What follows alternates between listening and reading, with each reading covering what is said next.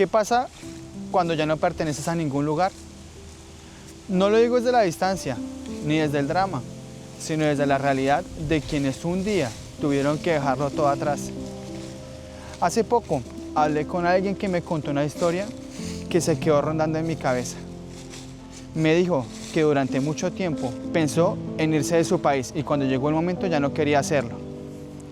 No era miedo, me explicó, era algo más profundo. Era como si de repente entendiera que una parte de él se iba a quedar allá para siempre. Él es de Bogotá, igual que yo, y me contó que aquella madrugada salió de casa con su esposa y sus 2 hijas. Mientras el taxi avanzaba por las calles vacías, miró hacia el cielo y pensó, esta puede ser la última vez que mire el cielo en mi ciudad.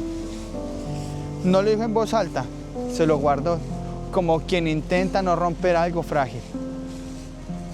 Y mientras me contaba esa historia, me di cuenta de que de alguna manera yo también había sentido lo mismo que él.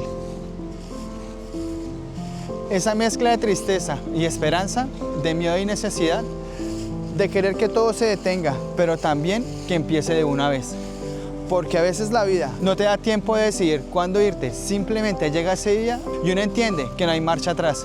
Y en ese momento, entre las luces apagadas de la ciudad y entre el silencio del amanecer, empieza algo que pocos cuentan. El verdadero viaje no comienza cuando el avión despega, el verdadero viaje comienza cuando aceptas que ya no todo volverá a ser igual. Y es ahí donde nace esa sensación que los expertos llaman la doble ausencia. Esa etapa en la que no perteneces del todo ni al lugar que dejaste, ni al nuevo lugar al que llegas. Y en ese umbral comprendí que el siguiente tramo ya no sería de kilómetros, sino de identidad. Afuera todo parece avanzar, las luces de la ciudad se vuelven puntos diminutos, el amanecer pinta el horizonte, los motores rugen, pero por dentro sientes que todo se detiene. Y hay algo extraño en ese instante, no es tristeza, tampoco felicidad, es una especie de vacío que no se llena con promesas ni con el optimismo. Es entender que el regreso dejó de ser una fecha posible y la persona de la historia, la que me compartió su experiencia, me decía que durante el vuelo no podía dejar de pensar en lo que quedaba atrás, en los rostros, en los olores, en los sonidos. Cada kilómetro que avanzaba era como si el pasado se desdibujara un poquitico más. Y mientras yo escuchaba esa historia entendí algo. Todos los que nos vamos vivimos ese mismo vuelo.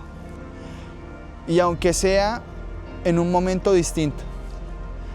Algunos lo sienten al cerrar la puerta de la casa, otros al aterrizar en el nuevo país. Pero para todos hay un instante en el que uno comprende que el regreso ya no será el mismo. Aunque ese día posiblemente se dé. En ese vuelo sin retorno físico y emocional comienza a transformarse todo. Las costumbres, los pensamientos y hasta el idioma con el que uno habla por dentro. Afuera, el cielo parece el mismo. No hay instrucciones para ese cambio. Solo el silencio, la mirada perdida por la ventana y la certeza de que al aterrizar el mundo será diferente.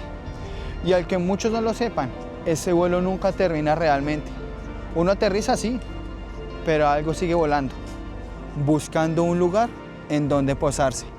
Y cuando por fin llega el aterrizaje, lo que espera no es un comienzo, sino una pausa larga. Y la vida entre dos mundos, esa pausa se convierte en rutina. Todo es nuevo, los letreros, los rostros, los acentos. Incluso el aire parece tener otro peso. Y sin embargo, algo dentro se siente igual, como si una parte del cuerpo todavía caminara por las calles de tu país que ha quedado atrás.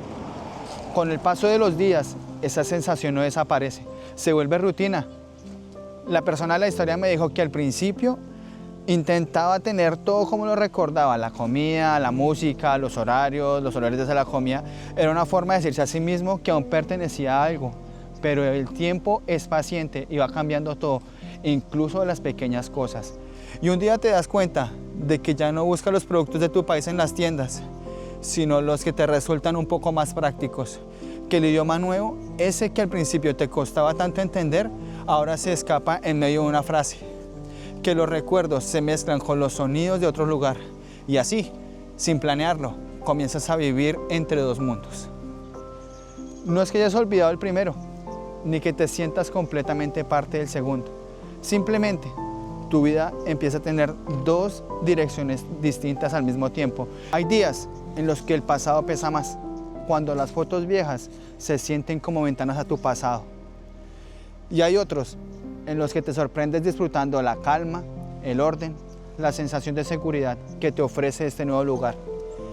Y es entonces cuando te das cuenta de algo que nunca imaginaste, que el hogar ya no está en una sola geografía, está repartido entre dos lugares, las personas y los momentos que te marcaron.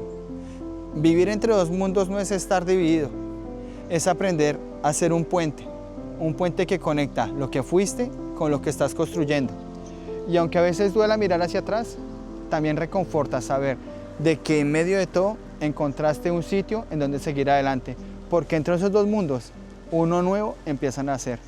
Y ese nuevo mundo, al que algunos llaman destino, para mí tiene un nombre, se llama Canadá, un país que no me recibió con promesas, sino con mucho respeto. Con el tiempo uno empieza a mirar alrededor y a descubrir que este país tiene algo que pocos notan al principio, la forma silenciosa en la que te abraza. Canadá no te promete una vida fácil, pero te da algo incluso más valioso, la oportunidad de construirla con tus propias manos. Aquí aprendí a admirar la calma de las personas, el respeto por el tiempo de los demás y la manera en que la sociedad se sostiene en pequeños gestos de confianza. Recuerdo haberme impresionado el día en que escuché que muchos decidieron no comprar productos americanos después de que Donald Trump impusiera los aranceles. No fue un acto de rabia, fue un acto de identidad. Era como si dijeran, apoyémonos entre nosotros. Esa unión me marcó. Entendí que este país no solo defiende su economía, defiende su sentido de comunidad. Y en medio de ese entorno empecé a sentir algo nuevo. Ya no era solo un visitante tratando de adaptarme, era alguien que comenzaba a agradecer la seguridad, la posibilidad de caminar sin miedo, agradecer que mis hijos pueden dormir tranquilos, que hablen un idioma que los conecta con todo el mundo y crezcan en un lugar en donde la diferencia no asusta. Este país me ha dado muchísimo más que oportunidades materiales. Me enseñó que pertenecer no siempre significa haber nacido en un sitio, sino que también querer cuidarlo como si fuera el tuyo. Porque aunque todavía hay días en los que todavía me siento un poco de fuera de lugar, también hay otros en los que me descubro defendiendo con orgullo esta bandera, apoyando sus causas, sintiendo que parte de mí ya le pertenece. Y ese equilibrio entre lo que dejo y lo que abrazo, entendí que el agradecimiento también es una forma de echar raíces, porque a veces el lugar en donde decides quedarte termina enseñándote quién eres de verdad. Pero por más que un país te reciba, hay lazos que nunca se rompen, y entre esos lazos hay personas que se convierten en anclas invisibles. Con los años uno descubre que a pesar de la distancia, hay amistades que siguen siendo un refugio. No son las que te preguntan cómo estás todos los días, ni las que te mandan noticias o fotos del país. Son las que te hacen sentir en casa sin necesidad de hablar del pasado. En mi caso, esa persona es mi amigo Brian. Nuestra amistad no necesita grandes gestos ni conversaciones profundas. Hablamos de fútbol, discutimos sobre quién juega mejor, sobre los equipos, los goles, el mejor jugador del mundo. Y entre cada debate se cura la sensación de que seguimos compartiendo el mismo idioma del alma. A veces nos reímos de cosas que nadie más entendería, como si el tiempo no hubiera pasado. Son esas charlas simples, aparentemente sin importancia, la que termina sosteniendo lo más importante, la conexión. Porque a veces la amistad no está hecha de recuerdos, sino de risas nuevas. Y cada vez que hablamos, me doy cuenta que la vida sí me haya cambiado por completo. Hay cosas que no necesito perder para seguir adelante. Y él es de esas personas con las que se puede hablar de todo y de nada al mismo tiempo. No importa si han pasado un mes, un año, o 2, 3.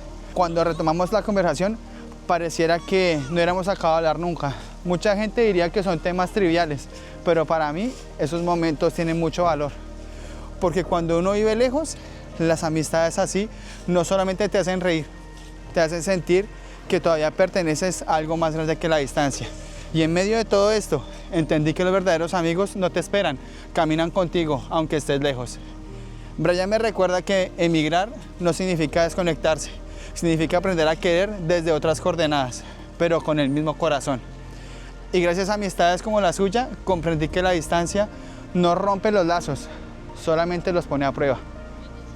Fue en esas conversaciones entre las risas y las discusiones del fútbol en donde comencé a notar alguna sensación difícil de explicar, una que muchos vivimos sin saber cómo nombrarla. Esa sensación tenía que ver con estar aquí, viviendo el presente, pero con una parte de mí en otro sitio. No era tristeza ni nostalgia pura, era algo mucho más sutil, más profundo. Tiempo después descubrí que los psicólogos lo llaman la doble ausencia, y cuando escuché ese término todo empezó a tener sentido. La doble ausencia es eso que sentimos muchos migrantes sin saber cómo explicarlo. Estar físicamente en un país, pero emocionalmente dividido entre dos. No se trata de querer volver ni de no querer quedarse. Se trata de esa línea invisible que separa lo que fuiste de lo que estás aprendiendo a hacer. Aquí en Canadá me he sentido muchas veces en ese equilibrio entre dos extremos. Por un lado, admiro profundamente este país, la forma en que la gente se une cuando algo importante pasa, la calma con la que se defienden sus ideales, el respeto con el que conviven las diferencias. Y al mismo tiempo, hay días en los que el recuerdo me alcanza, cuando escucho una canción en español en mi carro, cuando huelo algo que me recuerda a mi infancia, o cuando mi hijo me dice una frase en inglés tan natural de que me doy cuenta de que su mundo ya es totalmente otro. Y en ese punto entendí que la doble ausencia no es una pérdida, es una transformación. Que uno no deja de pertenecer, simplemente aprende a hacerlo de otra manera. Que se puede tener el corazón dividido en dos lugares y aún así sentirlo completo. Porque si algo me ha enseñado la vida aquí es que se puede amar a dos tierras al mismo tiempo, sin traicionar una de la otra. Uno no tiene que escoger un solo lado, puede ser de ambos, puede construir desde ambos, puede agradecer a ambos. Y quizás ese sea el secreto de sobrevivir a la distancia, dejar de buscar un solo hogar y empezar a entender que uno también puede ser hogar para otros. Y es justo ahí, en ese equilibrio entre lo que fui y lo que soy, en donde encontré la respuesta a la pregunta que me ha acompañado durante mucho tiempo y desde el principio. ¿Qué pasa cuando ya no perteneces a ningún lugar? ¿Pasa que aprendes a ver el mundo de una forma tan distinta? Pasa que descubres que pertenecer no tiene que ver con fronteras ni con acentos, sino con vínculos, con afectos, con la gente que te rodea.